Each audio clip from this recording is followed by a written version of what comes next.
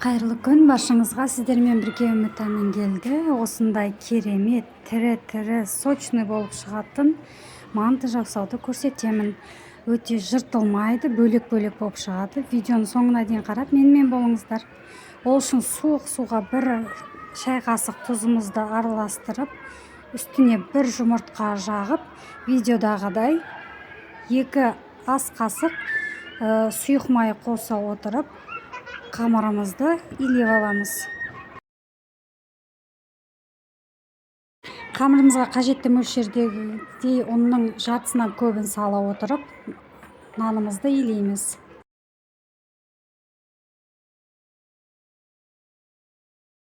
Бірінші бөлігіміз біріге бастағанда, екінші бөлігін салып, қаттыға жақын етіп қамыр илейміз.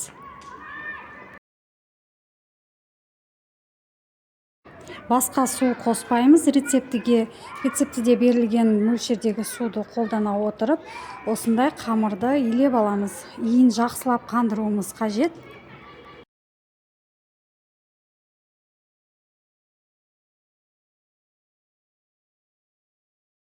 Осы қамырымызды целлофанға салып 5 минутқа демалтып қоямыз.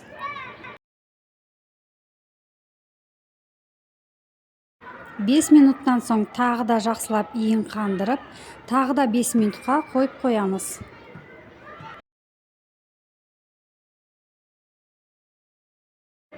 Мен бүгін мантымызды асқабақтан картоп және пияз қосып жасайтын болам. Мөлшерінде астына көрсетіп өтемін.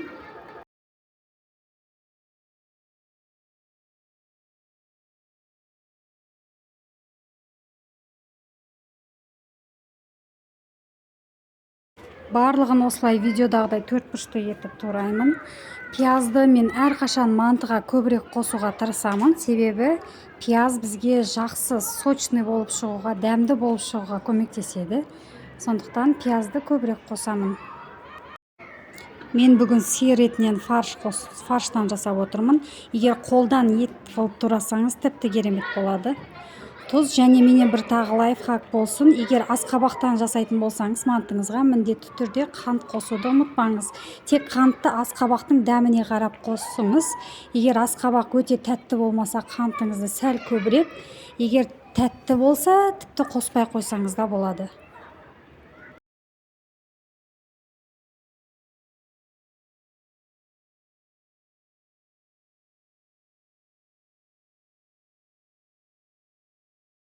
Тынған нанымызды 2 бөлікке бөліп, 15 минутқа тағы демалтып қоям.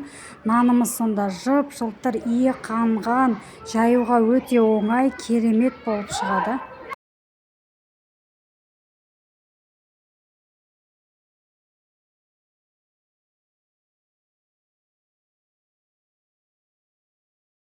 Әбден иі қанып, жылтырап, демалған қамырымызды жаю да бір өте керемет, оңай, рахаттанып отырып жаясыз.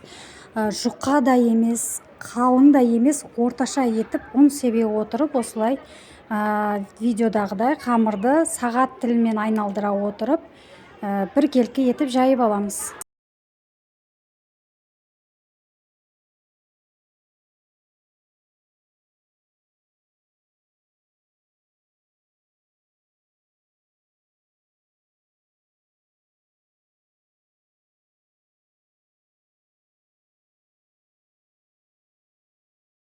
Тағы бір айта кететін жайт, қамырға күш салмай, еркін отырып, сағат тілімен жаямыз, домалақ етіп. Егер сәл күш салсаңыз, қамырымыз домалақ болып шықпауы мүмкін, басқа да пішіндестер болып кетуі мүмкін.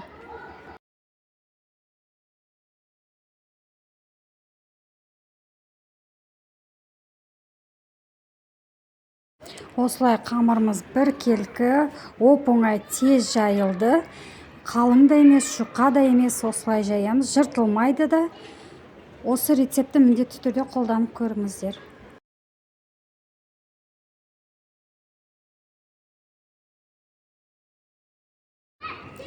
Келесі кезекте 4 бұрышты етіп қамырларымызды кесіп аламыз.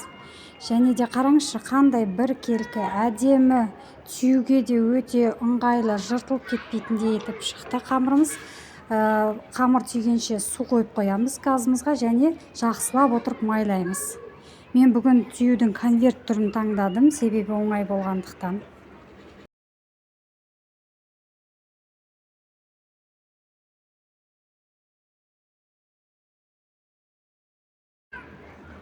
Түйілген қамырымызды мантаваркаға салып, қайнаған суымызда 45 минутқа уақытты қоя отырып, жақсылап пісіріп аламыз. Қараңыздаршы, қандай тірі, жып-жылтыр, дәмді, сочный манты шықты. Міндетті түрде жасап көріңіздер, каналға жазылып, лайк басуды ұмытпаңыздар. Сау болыңыздар.